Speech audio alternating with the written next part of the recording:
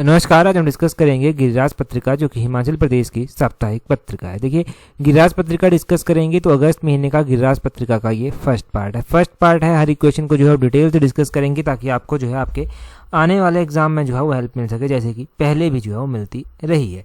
इससे पहले जितने भी महीने हुए हैं उन सभी की गिरिराज पत्रिका की एडिशन जो है हम डिटेल में डिस्कस कर चुके हैं।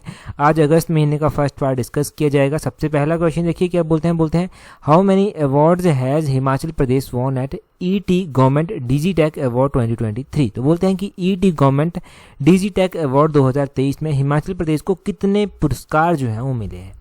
अब देखो, ये ईटी गवर्नमेंट डिजिटेक अवार्ड एक हुआ, इसमें जो है वो हिमाचल प्रदेश की एक अच्छी परफॉर्मेंस रही। हिमाचल प्रदेश को जो था वो टोटल 3 मेडल जो है वो यहाँ पर मिले। ऑप्शन सी जो है वो सही आंसर है। थोड़ा सा डिटेल से अगर आप जानेंगे ना तो आपके कॉन्सेप्ट क्लियर हो जाएंगे और डाउट जो है वो दूर हो जाएंगे। अभी देखिए क्या है, हिमाचल ने जो है वो ईटी गवर्नमेंट डिजिटेक अवार्ड 2023 में 3 प्रतिष्ठित पुरस्कार जो है वो जीते हैं। और इनमें से जो है वो अगर हम बात करेंगे किस किस क्षेत्र में जीते गए हैं, तो डिजिटल प्रौद्योगिकी के क्षेत्र में एक बार फिर से हिमाचल ने पहचान बनाई है। और अगर बात करें हम पुरस्कारों की, तो हिमाचल प्रदेश में जो है वो 1 स्वर्ण पदक और 2 रजत पदक जो है वो शामिल हैं जो जीते गए हैं। ये भी पता होना चाहिए कि कितने गोल्ड मेडल हैं और कितने सिल्वर मेडल हैं। तो 2 सिल्वर मेडल हैं, 1 जो है वो गोल्ड मेडल है। 5 अगस्त 2023 को गोवा में जो था ये आयोजित किया गया था प्रोग्राम, और इसमें जो था ये पुरस्कार प्रदान किए गए, ये पदक जो था वो दिए गए। अब ग्रामीण क्षेत्र में डिजिटल जो उत्कृष्टता है उसकी श्रेणी में उत्कृष्ट यानी कि अच्छा प्रदर्शन करने के लिए हिमाचल प्रदेश को स्वर्ण पदक जो है वो दिया गया है। प्रदेश में ई कॉमर्स वेबसाइट हो गया, ई कॉमर्स वेबसाइट के डिज़ाइन हो गए, विकास हो गया, रख रखाव हो गया, होस्टिंग हो गया, डीएनएस हो गया, पंजीकरण हो गया, और भी बहुत सारी चीज़ें हैं। इसमें जो है हिमाचल प्रदेश को ये पुरस्कार मिला है। और गोल्ड मेडल अब आपको पता चल गया ना कि किस में मिला है। जो 2 सिल्वर मेडल हैं, 2 रजत अवार्ड हैं, वो किस में मिले हैं, तो 2 रजत पदक जो है, पहला पदक जो है वो उभरती प्रौद्योगिकी की पहल में अग्रणी श्रेणी है उसमें हासिल के लिए मिला है। और हिम परिवार पोर्टल हमने पढ़ा था जैसी दूरदर्शिता पहल में जो है वो आधुनिक प्रौद्योगिकी को अपनाने के लिए यह अवार्ड जो है दिया गया है। डिजिटल परिवर्तन के लिए ई गवर्नेंस में प्रौद्योगिकी के अभिनव उपयोग की श्रेणी में एचपी सिवा MIS पोर्टल के डिज़ाइन और विकास की पहल के लिए दूसरा रजत अवार्ड जो है वो दिया गया है। ये पूछा जाए कि किस किस श्रेणी में दिए गए हैं, ये चांसेस थोड़े से कम होते हैं, परंतु फिर भी अगर पूछ लिया जाए तो आपको पता होना चाहिए। तो ये आपने पढ़ लिया कि किस किस श्रेणी में कितने अवार्ड दिए गए हैं। 1 गोल्ड मेडल है, 2 जो है वो सिल्वर मेडल है, वो आपने ध्यान रखना है। टोटल 3 अवार्ड है। अब कैटेगरीज आपने जान ली। अगला क्वेश्चन जो है वो देखते हैं हमारे पास क्या है। और देखो अगला क्वेश्चन देखिए, अगले क्वेश्चन में क्या बोलते हैं recently in which area the Himachal government has decided to restore नौतोड़ जमीन योजना। तो बोलते हैं कि हाल ही में हिमाचल प्रदेश सरकार ने किन क्षेत्रों में नौतोड़ जमीन योजना को बहाल करने का निर्णय जो है वो लिया है। अब देखो, हिमाचल प्रदेश सरकार ने ये निर्णय जो है वो लिया है कि नौतोड़ जो जमीन योजना थी उसको जो है वो बहाल कर दिया जाएगा, उसको जो है वो किया जाएगा, परंतु किन क्षेत्रों में किया जाएगा ये स्पेसिफिक क्षेत्र हैं। तो हिमाचल प्रदेश सरकार ने जो है जो बॉर्डर चाइना के साथ जो लगता है ना, बॉर्डर विद चाइना, जो इंडियन हिमाचल का डिस्ट्रिक्ट है, वहाँ पर जो है ये करने का डिसाइड किया है। कैबिनेट में जो था ये डिसाइड किया गया था। जनजातीय क्षेत्रों में भी जो है वो नौतोड़ जमीन का जो आवंटन था उसके लिए छूट दी गई थी 2014 से 2018 के बीच में, और 2018 में ही जो है वो बंद कर दी गई थी ये छूट।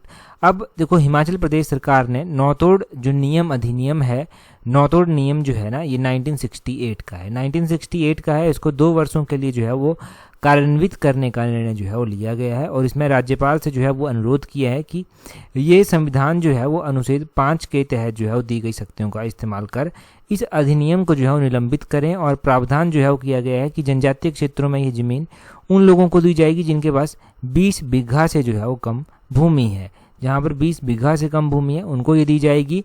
अब इससे होगा क्या, इससे जो है वो चीन सीमा के साथ जो लगते क्षेत्र है ना, वहाँ से पलायन नहीं होगा। लोग पलायन कर जाते थे अदरवाइज, अब वहाँ से पलायन नहीं होगा। अब देखो यहाँ पर बहुत सारी कंडीशंस भी हैं और इस नौतोड़ भूमि की, परंतु मुख्य रूप से आप यही ध्यान रख लीजिए कि जो बॉर्डर चीन के साथ जो है वो सीमावर्ती क्षेत्र है ना, वहाँ पर ये निर्णय लिया गया है। अब देखो, सरकार की ना ये स्ट्रैटेजी होती है कि जो बॉर्डर के साथ, जैसे चीन इंडिया को काफ़ी तंग करता है ना, तो बॉर्डर के साथ जो लगते क्षेत्र है ना, वहाँ पर लोगों को बसा दिया जाए, वहाँ पर लोगों को ना रहने के लिए ज़मीन दी जाए। अब लोग वहाँ पर जब सेटलमेंट कर लेंगे तो सेटलमेंट से क्या होगा, एक तो जो चाइना के बॉर्डर के साथ एक्टिविटीज़ होंगी ना, वो लोग सूचना देते रहेंगे कि इस तरह की एक्टिविटीज़ जो हैं वो हो रही हैं, तो चाइना की एक्टिविटीज़ को कंट्रोल किया जा सकेगा। और भी बहुत सारे फ़ायदे जो हैं सरकार को टाइम टू टाइम फिर यहाँ से होते रहते हैं। एक तो फिर अगर लोग रहेंगे तो रोड भी जो है वो निकाले जाएंगे। तो अगर अनफॉर्चुनेटली कोई ऐसी कंडीशन आती है कि युद्ध लाइक सिचुएशन हो जाती है, तब भी जल्दी से जल्दी जो है वो इंडिया अपने सैनिक जो है वहाँ तक पहुँचा सकेगा। अगला क्वेश्चन देखिए, अगले क्वेश्चन में क्या बोलते हैं वेयर विल अ बिग जू बी सेटअप इन हिमाचल प्रदेश। तो हिमाचल प्रदेश में बोलते हैं कि एक बड़ा चिड़ियाघर जो है ये स्थापना इसकी की जाएगी। ये कहाँ पर जो है वो की जाएगी। अब देखो, हिमाचल प्रदेश को कहा जा रहा है कि पर्यटन के क्षेत्र में जो है वो काफ़ी हिमाचल जो है वो काफ़ी आगे तक जा सकता है। और दूसरी बात कही जा रही है कि जो ग्रीन स्टेट है ना वो भी बनाया जाएगा। अब बात यह है कि चिड़ियाघर की स्थापना की बात की गई तो ये बनखड़ी याद रखें, बनखड़ी की बात हो रही है। ऑप्शन बी सही आंसर है। बनखड़ी में जो है एक बड़ा चिड़ियाघर की स्थापना की बात की आई है सामने। हिमाचल प्रदेश सरकार ने जो है वो उसके लिए काफ़ी प्रयास जो है वो किए हैं कि चिड़ियाघर की स्थापना जो है वो की जाए, और केंद्रीय चिड़ियाघर प्राधिकरण से जो है वो पूर्व स्वीकृति प्रदान इसके लिए हो गई है। तो इसलिए जो था ये गिरिराज पत्रिका में आया था। प्रदेश में पर्यटन को बढ़ावा देने के लिए जो है ये बहुत ज़रूरी है कि इस तरह की चीज़ें बनाई जाएं, जैसे चिड़ियाघर हो गया। अब बात की जाती है कि कांगड़ा को जो है वो टूरिज़्म की कैपिटल जो है वो बनाया जाएगा। तो हिमाचल की अगर पर्यटक राजधानी इसको बनाना है ना, तो उसके लिए क्या ज़रूरी है कि इस तरह की चीज़ें हों जो लोगों को अट्रैक्ट करें। तो कांगड़ा के बनखड़ी में जो है एक बड़े चिड़ियाघर की स्थापना की जाएगी। ये बनखड़ी जो है वो कांगड़ा में है, तो यहाँ से ऑब्वियस ही बात है कि टूरिज़्म को बढ़ावा मिलेगा। और कांगड़ा जो डिस्ट्रिक्ट है ना उसको टूरिज़्म कैपिटल बनाने की बात जो है वो कही गई थी बजट में, वो तो आपको याद ही होगा। तो बनखड़ी अभी आपने ध्यान रख लेना है। अभी हम यहाँ से क्या करते हैं, नेशनल पार्क के बारे में जो है जान लेते हैं, जो हिमाचल प्रदेश में नेशनल पार्क है। देखिए, हिमाचल प्रदेश में हम नेशनल पार्क की बात करें तो सबसे पहले तो आपके मन में ग्रेटर हिमालयन नेशनल पार्क जो है वो आ जाना चाहिए। ये जो ग्रेटर हिमालयन नेशनल पार्क है ये कहाँ पर स्थित है, ये डिस्ट्रिक्ट लाहौल स्पीति में जो है वो स्थित है greater Himalayan national park. Greater Himalayan national park को यूनेस्को की हेरिटेज लिस्ट में भी जो है वो शामिल किया जा चुका है। वर्ष 2014 में इसको शामिल किया गया था। कुल्लू वैली में जो है ये ग्रेटर हिमालयन नेशनल पार्क जो है वो स्थित है। अगर हम बात करते हैं पिन वैली नेशनल पार्क की, तो पिन वैली नेशनल पार्क जो है ये लाहौल स्पीति में जो है वो स्थित है। इसी तरह से एक सिंबलबरा नेशनल पार्क भी है जो कि सिरमौर में स्थित है। खीरगंगा नेशनल पार्क है, खीरगंगा नेशनल पार्क जो है ये कुल्लू में स्थित है। इंद्रकिला नेशनल पार्क है, ये भी जो है वो कुल्लू में स्थित है। तो ये नेशनल पार्क के बारे में आपने जान लिया, बेसिक सा रिवीजन आपने यहाँ से कर लिया। अगला क्वेश्चन देखते हैं, बोलते हैं recently who has been appointed as जज of Himachal Pradesh high court. तो बोलते हैं कि हाल ही में हिमाचल प्रदेश हाई कोर्ट के नए जो जज बनाए गए हैं वो किसको जो है वो निम्न में से बनाया गया है। अब देखो, अगर हम हिमाचल प्रदेश के हाई कोर्ट में जजेस की बात करते हैं ना, तो हिमाचल प्रदेश हाई कोर्ट के नए जज जो है वो बनाए गए हैं, और इनका क्या नाम है, इनका नाम है रंजन शर्मा, बिपिन चंद्र नेगी और राकेश कैंथला। ये तीनों के तीनों, ऑप्शन डी जो है वो सही आंसर होगा, ऑल ऑफ दीज। ये तीनों के तीनों जो है वो नए जज बनाए गए हैं। अब 3 जजेस ने जो है वो हिमाचल प्रदेश में शपथ ली है, ये आपने ध्यान रखना है। अब बेसिक क्वेश्चन यहाँ से क्या बनेगा, बड़ा ही बेसिक क्वेश्चन है कि हिमाचल कोई भी हाई कोर्ट होता है उसके जो जज होते हैं ना उनको जो है वो शपथ कौन दिलवाता है। देखो, जो उनकी ओथ की प्रोसेस होती है ना वो किसके द्वारा जो है वो कंप्लीट की जाती है, ओथ इनको कौन जो है वो दिलवाता है, तो गवर्नर जो है वो इनको ओथ जो है वो दिलवाते हैं, गवर्नर इनको ओथ दिलवाते हैं। और साथ में आपने ध्यान रखना है कि हिमाचल प्रदेश के जो गवर्नर हैं वो हैं शिव प्रताप शुक्ल। इनके द्वारा जो है वो शपथ, इनके द्वारा क्या किया गया है, इनके द्वारा जो है शपथ दिलवाई गई है, ये भी ध्यान रखें। और हिमाचल प्रदेश उच्च न्यायालय में जो है मुख्य न्यायाधीश जो हैं उनका क्या नाम है, उनका नाम है MS Ramachandra Rao. Justice MS Ramachandra Rao जो है चीफ जस्टिस हैं हिमाचल प्रदेश हाई कोर्ट के, ये भी आपने ध्यान रखना है। तो ये आपने बेसिक बातें अब यहाँ से क्लियर कर ली। 3 नए जजेस जो हैं वो हिमाचल प्रदेश में बनाए गए हैं। 3 नए जजेस बनवाए गए हैं, गवर्नर के द्वारा जो है वो शपथ दिलवाई गई, गवर्नर का नाम आपने जान लिया। साथ में ही आपने जान लिया कि चीफ जस्टिस जो है वो हिमाचल प्रदेश हाई कोर्ट के कौन है।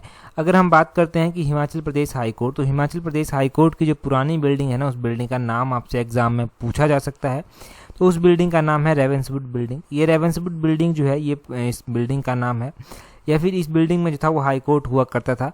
और आपने ध्यान रखना है कि हिमाचल प्रदेश हाई कोर्ट की स्थापना कब हुई थी? तो 1971 में ही, जब हिमाचल प्रदेश जो था, हिमाचल प्रदेश को एक अलग स्टेट का दर्जा जो था वो मिल गया था, तभी जो था वो उस दौरान ही जो था वो हिमाचल प्रदेश हाई कोर्ट की स्थापना भी जो था वो 1971 में ही जो था वो हो गई थी। तो 1971 में हाई कोर्ट भी जो है वो हिमाचल का अस्तित्व में जो है वो आ जाता है। और हिमाचल प्रदेश हाई कोर्ट के जो पहले चीफ जस्टिस जो था वो बने थे, वो कौन बने थे? तो हाई कोर्ट हिमाचल प्रदेश का और इसके पहले चीफ जस्टिस जो है, इनका नाम भी ज़रूरी है। इनका नाम क्या था? इनका नाम था जस्टिस मिर्जा हिमदुल्ला बेग। जस्टिस मिर्जा हिमदुल्ला बेग का नाम भी ध्यान रखना है।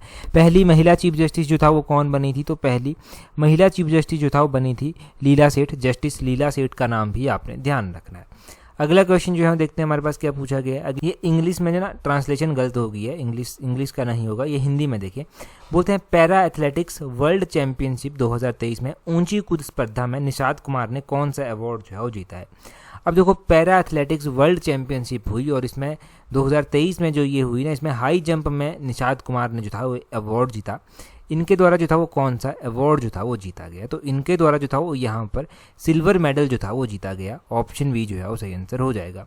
पूरा सिनेरियो जानते हैं कि क्यों गिरिराज पत्रिका में आया। पहला रीज़न तो क्या था कि गिरिराज पत्रिका में आया क्योंकि इनके द्वारा अवार्ड जीता गया है। दूसरी बात यह है कि ये मुख्यमंत्री के साथ मिले भी, तब भी ये जो था वो गिरिराज पत्रिका का जो है वो कंटेंट बना और गिरिराज पत्रिका में जो है ये आया। निषाद कुमार के बारे में जो है वो जानते हैं कि पूरी बात किस तरह से है, किस तरह से अवार्ड जीता। तो देखिए, इन्होंने जो था वो 2023 में पैरा एथलेटिक्स वर्ल्ड चैंपियनशिप में जो है ये अवार्ड जीता है। इससे पहले इनके द्वारा जो था, जो टोक्यो पैरालंपिक्स हुए थे 2020 के, उनमें भी जो था वो इनके द्वारा सिल्वर मेडल ही जो था वो जीता गया था। और ये ऊना डिस्ट्रिक्ट जो हिमाचल प्रदेश का है ना, वहाँ से जो है वो संबंध रखते हैं। तो इनका ऊना डिस्ट्रिक्ट का आपने ध्यान रखना है। इनका आपने हाई जंप जो है वो ध्यान रखना है कि ये किस में जो है वो पार्टिसिपेट करते हैं। तो ये ऊंची कूद यानी कि हाई जंप में जो है वो पार्टिसिपेट करते हैं। तीसरी बात ध्यान रखनी है कि ये पैरा एथलेटिक्स में है। और चौथी बात ध्यान रखनी है कि ये वर्ल्ड चैंपियनशिप 2023 की हुई, इसमें इन्होंने सिल्वर मेडल जीता था। और जो टोक्यो के 2020 के हुए थे ना ओलंपिक्स पैरालंपिक्स, उसमें भी जो था वो इनके द्वारा सिल्वर मेडल ही जो था वो जीता गया था। तो ये बहुत ज़रूरी है जानना आपके लिए। और अलग अलग प्लेयर जो हैं वो गिरिराज पत्रिका में हम पहले भी पढ़ चुके हैं। फिलहाल हम इन्हीं के बारे में जो है वो जानते हैं और इनके बारे में जो है वो काफ़ी डिटेल से जो है वो आपने जान लिया। ऊना डिस्ट्रिक्ट की अगर हम बात करते हैं तो ऊना डिस्ट्रिक्ट जो है ये हिमाचल का एक बॉर्डर डिस्ट्रिक्ट आप कह सकते हैं। क्योंकि ये बिलासपुर, हमीरपुर और कांगड़ा के साथ तो बाउंड्री शेयर करता ही है। ऑन दी अदर हैंड ये पंजाब के साथ भी जो है थोड़ा सा लगता है।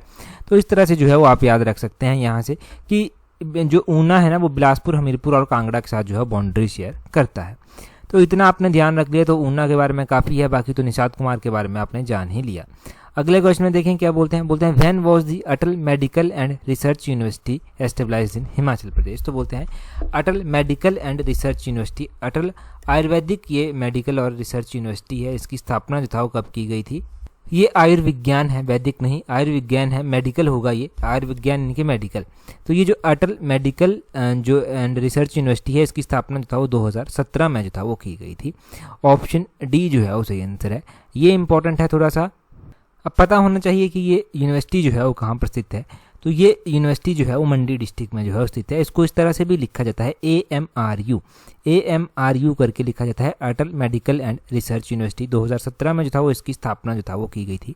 मंडी डिस्ट्रिक्ट में जो है ये स्थित है। हिमाचल प्रदेश में अगर हम यूनिवर्सिटीज़ की बात करते हैं तो हिमाचल प्रदेश में अलग अलग यूनिवर्सिटीज़ जो हैं वो आती हैं। किस किस तरह से कौन कौन सी यूनिवर्सिटीज़ आती हैं, उससे पहले आप ये भी याद रख लें कि इस यूनिवर्सिटी के जो चांसलर हैं प्रेजेंट टाइम है वो शिव प्रताप शुक्ला हैं, यानी कि गवर्नर जो हैं वही चांसलर हैं। और वाइस चांसलर की बात करें तो डॉक्टर सुरेंद्र कश्यप जो हैं वो इसके वाइस चांसलर हैं। एक्चुअली में है ना किस तरह से जो भी यूनिवर्सिटीज़ होती हैं ना, उनके जो चांसलर होते हैं ना गवर्नमेंट यूनिवर्सिटीज़ के, वो उस स्टेट के गवर्नर जो है वो होते हैं। कुछ एक स्टेट ने ये प्रोविज़न चेंज भी किया हुआ है, परंतु हिमाचल की बात करें तो हिमाचल में गवर्नर ही हैं। जैसे हमारा हिमाचल प्रदेश यूनिवर्सिटी हो गया, हिमाचल प्रदेश टेक्निकल यूनिवर्सिटी हो गया, तो इनके चांसलर कौन हुए? इनके चांसलर जो हैं वो यही होंगे, हमारे जो गवर्नर हैं हिमाचल प्रदेश के, वो आपने ध्यान रखना है। अब हम बात कर रहे हैं यूनिवर्सिटीज़ की, तो हिमाचल प्रदेश में कौन कौन सी यूनिवर्सिटीज़ जो हैं वो इंपॉर्टेंट है एग्जाम पॉइंट ऑफ व्यू से। तो एग्जाम पॉइंट ऑफ व्यू से तो वही कॉमन है, हिमाचल प्रदेश यूनिवर्सिटी। हिमाचल प्रदेश यूनिवर्सिटी की अगर हम बात करते हैं तो इसकी स्थापना जो था वो कब की गई थी, ये क्वेश्चन जो है वो एग्जाम में बनता है। तो हिमाचल प्रदेश यूनिवर्सिटी की स्थापना जो था वो 1970 में जो था वो की गई थी। अब 1970 में इसकी स्थापना की जाती है। इसके अलावा आपने ध्यान रखना है कि हिमाचल प्रदेश में डॉक्टर यशवंत सिंह परमार यूनिवर्सिटी भी स्थित है, तो ये नौणी में स्थित है, नौणी डिस्ट्रिक्ट सोलन में जो है वो पड़ता है। 1985 में जो था वो इसकी स्थापना की गई थी। चौधरी श्रवण कुमार कृषि विश्वविद्यालय भी जो है वो हिमाचल प्रदेश में स्थित है, तो इसकी स्थापना कब की गई थी? इसकी स्थापना 1978 में जो था वो की गई थी। और इसके अलावा हिमाचल प्रदेश में जो है वो आप क्या ध्यान रख सकते हैं कि Himachal Pradesh institute of public administration भी स्थित है, जिसकी स्थापना 1974 में जो था वो की गई थी। तो ये आपने ध्यान रखना है। आपने साथ में ये ध्यान रख लेना है कि हिमाचल प्रदेश में यूनिवर्सिटीज़ तो बहुत ज़्यादा हैं, इनके बारे में कई बार एग्जाम में पूछा गया है, परंतु फिलहाल के लिए हम इतना ही जानते हैं जो गिरिराज पत्रिका के साथ जो है वो लिंक हो पाए, और बहुत ज़्यादा नहीं इस क्वेश्चन को फैलाएंगे ताकि कन्फ्यूज़न ना हो जाए कहीं। तो इतना काफ़ी है। और अटल मेडिकल रिसर्च यूनिवर्सिटी का आपको पता चल गया, अमरू भी इसे कहते हैं। अगले क्वेश्चन में क्या बोलते हैं? बोलते हैं Kargil Vijay Diwas also known as Kargil victory day is celebrated on. तो कारगिल विजय दिवस जो है वो कब मनाया जाता है? देखो, कारगिल विजय दिवस जो मनाया जाता है ना हिमाचल प्रदेश में, तो ये मनाया जाता है 26 जुलाई। इंडिया में मनाया जाता है कि 26 जुलाई को। ऑप्शन बी जो है वो सही आंसर है। गिरिराज पत्रिका में क्यों आया था? तो हिमाचल प्रदेश के मुख्यमंत्री के द्वारा जो था वो कारगिल शहीदों को जो था वो श्रद्धांजलि दी गई, इसलिए न्यूज़ में आया। और आपने ध्यान रखना है कि 26 जुलाई को जो है ये विजय दिवस के रूप में भी जो है वो मनाया जाता है। किसके रूप में? विजय दिवस के रूप में भी जो है वो मनाया जाता है। हिमाचल प्रदेश के 52 वीर सपूत ऐसे हैं जिन्होंने अपना जिनका बलिदान जो है वो जिन्होंने बलिदान दिया था, और उनको याद जो है वो किया जाता है। और अगर हम बात करते हैं ना यहाँ से कि कारगिल विजय दिवस और क्या क्या इंपॉर्टेंट पॉइंट जो है वो यहाँ से निकल कर आते हैं जो एग्जाम में आपकी हेल्प कर सकते हैं, तो वो सब जो है वो आपको ध्यान रखने हैं। तो जैसे कि आप क्या ध्यान रख सकते हैं कि कारगिल का युद्ध जो था वो कब हुआ था? 1999 में जो था ये शुरू हो गया था।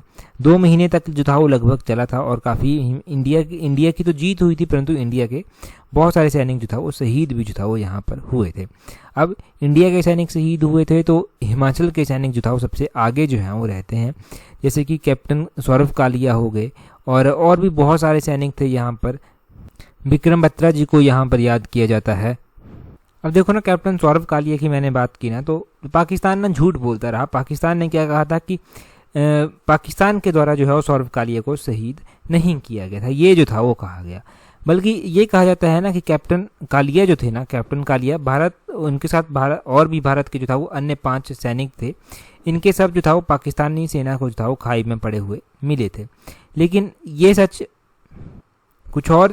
या फिर कुछ और सच था जो बाद में चलकर सामने आता है। सच ये, पाकिस्तान तो इनकार करता रहा कि उन्होंने शहीद नहीं किया था, उनके सैनिकों को जो था ये खाई में पड़े हुए मिले थे, परंतु सच जो था वो बाद में चलकर सामने आया। एक पाकिस्तानी फौज के सैनिक थे गुल्ले खानदान, इन्होंने जो था ये एक कार्यक्रम के दौरान जो था वो कहा था कि इनको जो था वो पाकिस्तानी सैनिकों ने ही जो था वो शहीद किया था। और पाकिस्तान की ये घटिया हरकत जो था ना, ये यूट्यूब के जरिए ही जो था वो सामने आई थी।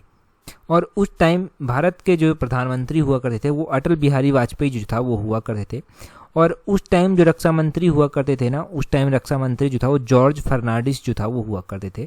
और इन्होंने सैनिकों का हौसला बढ़ाने के लिए जो था खुद जो था ये युद्ध क्षेत्र पर गए थे, खुद सैनिकों के साथ जो था वो मिले थे जाकर, ताकि उनका हौसला जो है वो बढ़ाया जा सके। तो ये था ना, ये सारा सिनेरियो रहा था यहाँ पर, ये आपने ध्यान रखना है।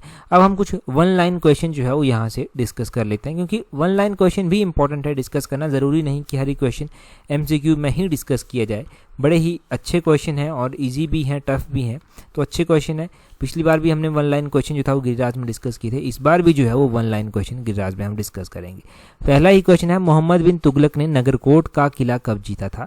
तो मोहम्मद बिन तुगलक ने जो था वो 1337 में जो था वो नगरकोट का किला जो था वो जीत लिया था। नगरकोट भीमकोट भी जो है वो इसको कहा जाता है कहीं पर, तो नगरकोट ना लिखा हो भीमकोट लिखा हो तब आपको कंफ्यूज होने की ज़रूरत नहीं है।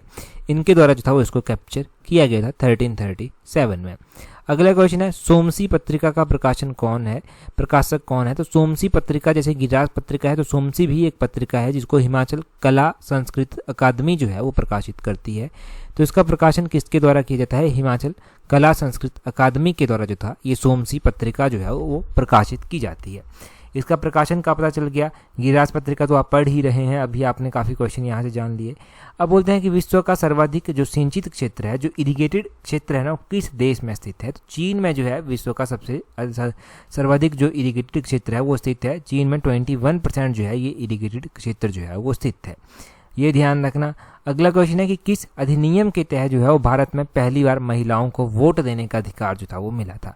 महिलाओं को देखो वोट देने का अधिकार पहले नहीं था भारत में। ये जो मॉन्टेग्यू चेम्सफोर्ड जो एक्ट था, सुधार था, रिफॉर्म था, इसमें 1919 का था, ये 1919 का था। इससे जो था वो महिलाओं को वोट देने का अधिकार जो था वो मिल गया था।